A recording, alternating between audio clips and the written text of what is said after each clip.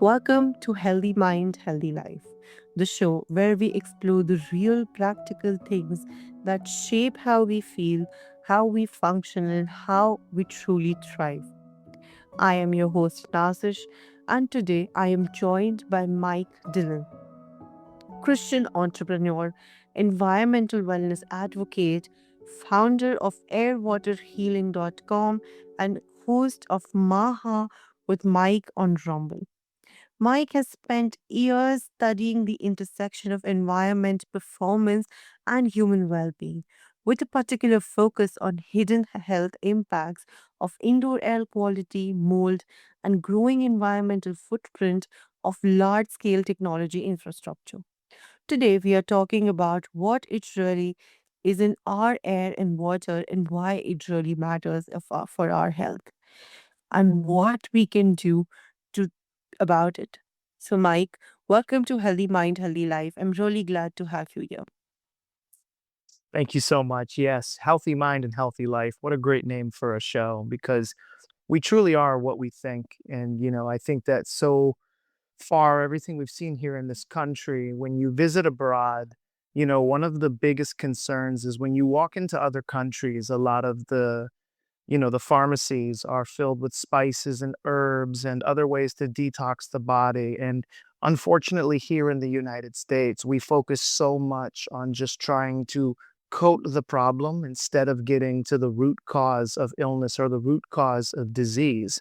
And that's kind of where air water healing was born, not only offering people educational seminars and educational pieces, continued educations through Global Healing Nutrition University, but teaching people to look at plants first, right? Look at what we can use that God gave us here, our creator, to be able to boost the immune system, to be able to find the vibrant, rich plants that give us life.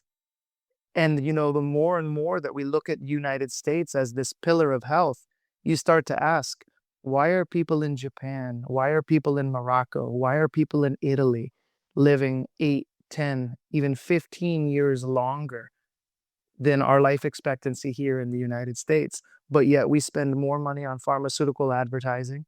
We spend more money on pharmaceutical research, but yet we're not even in the top 10% of life expectancy.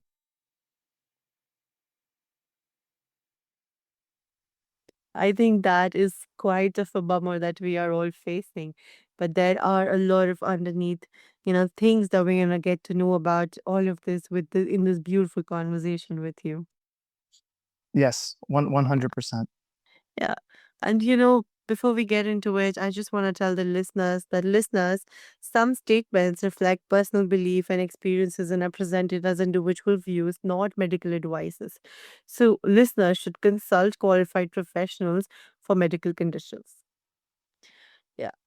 So Mike, you describe your mission as rooted in faith, service, and first-hand experience. What was the first-hand experience that made this personal for you, and what happened that turned environmental wellness into a calling for you?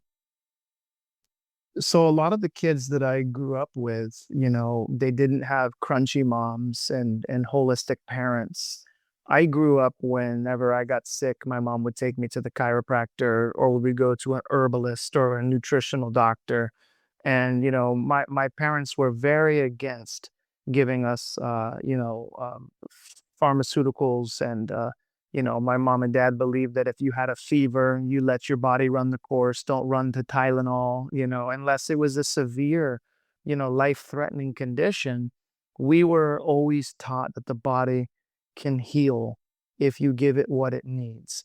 And as I grew up, I realized that I wasn't going to the doctor all the time. I wasn't always in and out of the hospital like a lot of my other friends who were on a lot of prescriptions. And, I grew up in the 90s when if a kid was a little wild, the teachers would just say, hey, you just need to give them a prescription for this, a prescription for that. And, looking back 30 years ago, now all of my friends have these chronic health conditions. And the only thing that I can think of is maybe they should have looked at it as a holistic approach, a mind, sound body, and figured out a way to get to the root cause of what their illness was instead of trying to code it. But I also noticed that with getting proper adjustments and seeing a chiropractor, being physical, getting outside, my life is completely different than what we have in this country today, where these kids are just sitting down, they're given tablets, they're not going outside, they're not testing their immune system. And the active lifestyle, there is such a huge benefit in just walking, getting out and walking. Go and get some exercise, get your body moving. And if you look at the life expectancy of people who continue to work and people who continue to work out, they outlive stagnant people who are sitting down and just letting their body completely rot. You can have a 60-year-old that's in a wheelchair, or you can have a 60-year-old that's running the Boston Marathon. Push your body to the limits. Stop trying to, just give up on your goals and continue to get out, continue to do what it is that you need to do to be able to succeed. Yeah, that is so true. And this idea of, supporting the body instead of suppressing the symptoms is actually very good, because the way you are saying that always running to prescription pills, it has become a trend these days, I'd say. Yeah, not only that, but when you go to the doctors and you're like, "Hey, I just want to lose weight," there's always a pill or an injection that they're willing to give you, and so few doctors talk about nutrition. They talk about diet. They don't talk about intermittent fasting. I can tell you and your audience, I have multiple friends that I have very close to me. I've known them for some of them for years and some of them for decades. I had a very good friend of mine who did a 100-day fast. He stopped eating food, no calories, no calories. He took in his minerals and he took in his vitamins. And after 100 days, he had lost over 90 pounds. And his functional medicine doctor said that it was unbelievable, the test that they were getting with him. Quick pause.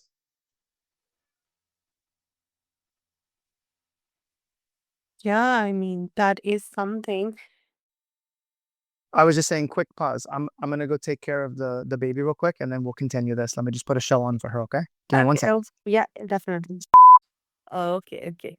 So I think that most people associate health with what goes into their body, food, supplements, and medication. Very few think about what they are breathing like every single day. And often indoors is where they spend the majority of their time. So, what is the biggest misconception people carry about that indoor air quality and its impact on their health? Well, one of the most important things that you just listed was, people care about their food, people care about what they're eating, the air that they're breathing, the water that they're drinking. But yes, most medical doctors who go to school for 8 years, they on average have about 8 to 10 hours of nutrition. So if you go to school and you spend thousands of hours learning about disease and learning about the body, but you're only spending 8 hours learning about nutrition, if the water that we drink and the food that we eat, they say that you are what you eat, you are what you drink. So if you're breathing in 11,000 liters of air a day, and the primary source of that air is your home, you spend over a half, if not more, than your life in home. A third of it is spent sleeping in your bedroom. So, hidden dangers like mold, mycotoxins, bacteria, off gassing, different types of chemical compounds that are inside of your carpets, your tiles, your drywall. In the United States, in the Southeast, from Alabama to the Florida Keys, we had the Chinese drywall epidemic, where there was a lot of tainted drywall that had asbestos and different types of chemicals in it. And we're breathing these things in. So when people think about health, it's way beyond nutrition, it's way beyond supplements. You might say to me, Michael, I only drink bottled water. And then I would say to you, do you have an RO filter, or at least an activated carbon or charcoal filter, or even like a moringa seed filter on your shower head? And you'd be like, oh no, but I drink good water. Well, if your skin is your largest organ and you're taking baths or showers in tainted water, your skin is absorbing all of these chemicals. And that's where we implore people to think beyond just trusting your doctor, because they're not asking you, what city do you live in? What type of bath water do you have? Do you live within 5 miles of a farm? Do you live within 2 miles of a golf course? These are all things that we have to start considering as human beings. This is not an American problem. This is a worldwide problem. the water we're showering, the water we're drinking, the water we're bathing our children in. Is the water filled with chemicals? Is it filled with microplastics? And we're just now starting to find out that this microplastic issue has been around for thousands of years, not just since we started using plastic bottles. So we have to continue to push beyond what your doctors are usually limited to and start thinking about what is it that you and I can do to become more holistic, healthy, sound minded people and really push yourself to become your own doctor, not an MD, but a doctor of your household. What am I eating? What am I drinking? What am I breathing? Because when you look at mold, especially mycotoxins, on average, 80% of Americans are exposed to mold on a weekly basis, whether it's at a mall, whether it's at their workplace, whether it's from a leaky faucet, whether it's due to high humidity in their home, or whether it's the mist coming off of the shower that gets caught inside of the grout. And there are so many conditions that mold can be misdiagnosed at, and you will be at 4 or 5 different doctors before you finally get to the root cause of what was causing your asthma or your insomnia or your sickness that had you feeling down for months, if not years, before you correct the issue. Yeah, I mean, that makes a lot of sense. The correction of the issue is something that we should all work on. And what I think is so important about this is that the gap between what people are experiences and what they are being is being told is causing it. Like when symptoms are real, the source is invisible and unacknowledged. And as humans, we often end up blaming ourselves for it. Yeah. And we've just been misled. We have been misled by so much marketing. And I'm not blaming this on the food industry. I'm not blaming this on the pharmaceutical industry. I'm blaming this on we have an abundance here in the United States. Mhm. And if you go back generations, I guarantee you, your great, great, great, great grandparents were hunter gatherers, just like my great, great, great, great grandparents were hunter gatherers. You go out, you get the chicken, you go out, you hunt the deer, you go out, you shoot the moose, and then you would eat when the father or the hunter came home with the food. We have such an abundance in this country that I think that we have systemically become overeaters. I think the biggest con that was ever put on the American people and the worldwide population is eating 3 meals a day. Some of the healthiest people that I know are intermittent fasters. They either eat 1 meal a day or they eat 1 meal every other day. And think about what that is doing. That is giving you a 23-hour window of putting your body into autopathy. And it's giving you a chance to reset and you're not overeating. But when you're intermittent fasting, you need to eat good biblical food, whole grains, meat, fresh fruit, good produce. Not say, oh, I'm going to intermittent fast, but I'm going to run to Taco Bell and I'm going to get 3 chalupas and a rice and beans and then have 3 things of soda. And I'm not saying to your audience that you can't enjoy the finer things in life, but you need to switch your mentality and try to go towards an 80-20 rule. 80% of the time, eat whole foods, eat whole meats. If you're a vegan, that's fine. Stick to the store bought organic section or go to your local farmer's market and find out how are they growing? How are they washing the fruit? Are they spraying things on their fruit to make it last 6 to 7 days longer when it's in the grocery store? When you start to make these switches, you start to notice the difference immediately. Yeah, I mean, believe these are some things which are super healthy for us. Focusing on our diet, focusing on what we are inhaling and where we are, surrounding ourselves with all the things which are good for ourselves. Only we can put in that effort for ourselves. Yes, yes. Yeah. And not only that, but then and focus on getting good quality sleep. Figure out, how do I separate myself from my cell phone? How can I put my phone in another room so that way I'm not tempted to be on it? and really focus on meditation and just, being thankful and being present in the moment. No screen time, 30 minutes to an hour before you go to bed. Put the phone, charge it. If you need it for an alarm clock, leave your door cracked open a little bit. Let the alarm, let it charge in another room. So that way you're not putting additional frequencies and additional harm into your body and into your bedroom. Make your bedroom a sanctuary for sleep. Turn off the television, read a book, do some meditations. You want to make sure that we're getting good quality sleep, disconnecting from the internet, get disconnecting from this social interaction of having to scroll on all of these social medias. Another part of this conversation, and I know it's not really geared towards air and water, but we're facing a tragedy in the United States where this generation that's growing up right now for the first time is not going to be educated the way that their parents and grandparents were, because their children are so distracted. They are so short span.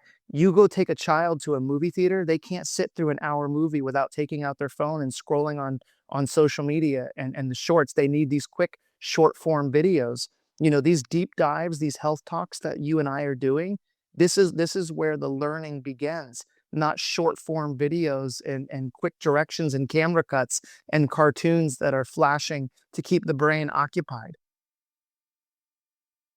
Yeah, I mean, that is something which is happening so much recently. And yeah, I noticed that in my younger sibling and everybody, like the younger generation which is coming, they cannot sit in a movie theater 1.5 hour, 1 hour without their phone. In between the movie, they would need to swipe on reels and all that. Yes, it is happening, and it is so true of you to mention it in front of all of us because it brings that awareness that is lacking in so many people. And the other thing is I'm not trying to take away from your audience and say that there is not a world where pharmaceutical can be life-saving. I am not saying that, if you get into a horrible accident, to go home and stitch yourself up. In America, we have some of the greatest trauma care in the world. But I can tell you the seminars that I've been to, sitting down with botanists and holistic doctors. One of my guys on my pharmaceutical team, he was a biochemist from India. He came to Chicago in the 1970s. He worked with Bayer. He worked with acquiring Monsanto. He came up with so many pharmaceutical things that were used in modern day science. And when he switched into nutraceutical, he said he saw so much good happening. He said, I really saw people starting to shift. And when you look at things like turmeric with black pepper extract for inflammation, I've had so many patients that have been on so many painkillers and pain pills. That's a tongue twister, painkillers, pain pills, and then they start eating a healthy diet and say, hey, why don't you try a plant based diet for 30 days? Get rid of some of the inflammation that comes from eating too much meats, cut out the bacon. Why don't you just try doing salads and eating vegetarian, and not forever, but for 30 days, and start supplementing with black pepper oil and turmeric? And next thing you know, the inflammation starts to go down. They start to feel healthier. So now they're out exercising. They used to say, oh, well, I couldn't walk before, so that's why I never exercised, because my knee hurt, my hip hurt, my back hurt. When you start to lower the inflammation, your body is more responsive. You can get out and be more active. That is something so insightful because we are often not aware about why our body is doing these things, why we are not able to walk, and then our first approach towards is to take a pill.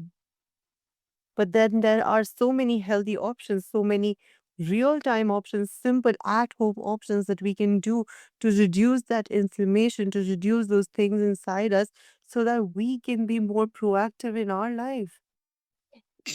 And this is not my opinion. You can go ask Gronk, ask ChatGPT, ask Google. Of over 200 developed countries, there's a handful that are still allowed to use pharmaceutical advertising. The same way that you don't see cigarette commercials. Remember growing up, we had the Marlboro man on the horse and he was smoking the cigarette, and now they said, okay, too many people are getting sick from smoking. We're taking this off the air. But there are so many countries that have outlawed pharmaceutical advertising Not because pharma is just completely wrong, it's because they give you too much dependency on trusting treating the symptom instead of looking at the root cause. And that's what a lot of good, healthy doctors are now starting to wake up to and saying, "Hey, if we change somebody's diet and we change their sleep and we start putting them in a healthy home." There's a great book out there that's called Sick Building Syndrome. And if your listeners or your audience want a really good read, you think you can find it on Amazon, it's less than 15 bucks. Look at Sick Building Syndrome. Or I believe the book might even be called Our Houses Are Making Us Sick, but it's referencing sick building syndrome. All of the things that we bring into our home, the chemicals, the plugins, the air fresheners. There are so many things that your audience could do to 100% change their environment by right here in my podcast where I'm sitting with you. To the left of me, I have 3 snake plants, the mother-in-law's tongue. I have a couple lilies. I have a couple ferns that are in here, and they start eating some of the chemicals and producing fresh air. I can go on vacation for a week and the plants don't die. I come back and I apologize. I pet them like a little cat and I give them some water. I change their soil or I give them some feeder soil once every 3 months and they perk right back up. There are so many things that are underneath your audience's kitchen sink that they can completely throw out and use vinegar. Just go get distilled vinegar. Go to the grocery store.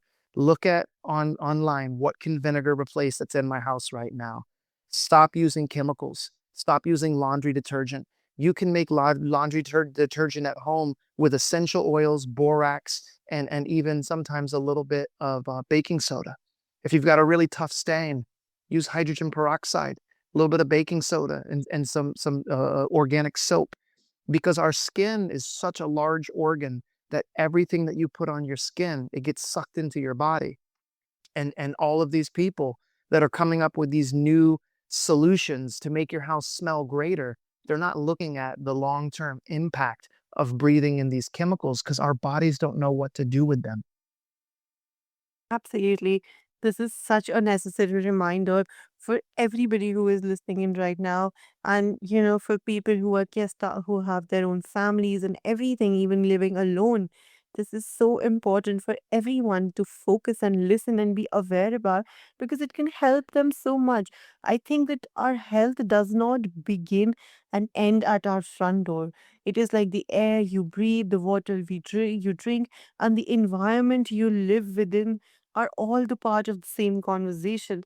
And you have both the right and the power to ask harder questions about all of them. Yeah, and then another really good talking point for, your audience is we really need to look at the environmental impact of these AI data centers. That has become one of my most sincere organic topics that I'm talking to people about because I do believe that AI can help with so much medically, but when we become so dependent without looking at the impact of these data centers on water supply, electrical grid issues, low frequency ohms, pharmaceutical runoff, chemical runoff, but more importantly, water pressure. I've seen so many videos coming out of people who can't take showers normally anymore. They can't wash their dishes because the water pressure has dropped so substantially. Look up what's Yeah. happening in Georgia right now. But more importantly, you have to ask yourself, is it going to cost more money to run these AI centers than using a human worker? Because when you look at the cost of cooling the chips, the supercomputers, the cost of the chips, the cost of electricity, that is another thing that we have to be very, very concerned about because a lot of these AI data centers are signing in these land lease properties and they're using NDAs. So they're not disclosing how much water they're going to use, how much electricity they're going to use. And what happens when a storm comes through and they say, you know what, we're so dependent on this AI data center, we've got to get power back to them before we get power back to the people. Absolutely. This is so true. And Mike, I cannot tell you how insightful this conversation was and how much I learned. And I believe it has benefited so much to all of my listeners who listened to this conversation. So just like this, for everyone who wants to learn more about your work, explore more about air water healing, and watch Maha with Mike, or simply stay connected to you, what is the best place for them to find you? So my Substack is on airwaterhealing.com. You can find my Substack there, all of my social media. The website is just airwaterhealing.com. We post daily content. But more importantly, if you have a question, send us an email. We respond very quickly. We have integrative functional medicine doctors that are standing by. And if you have any questions about a supplement or air purification or which water filtration system might be best for you, we may not even manufacture it, but we can point you in the right direction. Absolutely. Thank you so much, Mike, for sharing that with us. And I will make sure to include all these details into the show notes. And thank you so much for being here with us on Healthy Mind, Healthy Life. It was an absolutely insightful and a grounding conversation with you. Absolutely. God bless you. And thank you so much for having me on. Yes, and dear listeners, if this conversation opens something up for you, a question about your own environment, a concern you have been sitting with, or simply a renewed sense that your health is worth protecting at every level, please carry that forward. Share this episode with someone in your life who cares about what it is in their air and water, and what is everyone, and which is really everyone. I am Nazish, and thank you so much for being here and for caring about the full picture of what it means to be well. Until next time, breathe clean, drink clean, and keep asking yourself the questions that matter.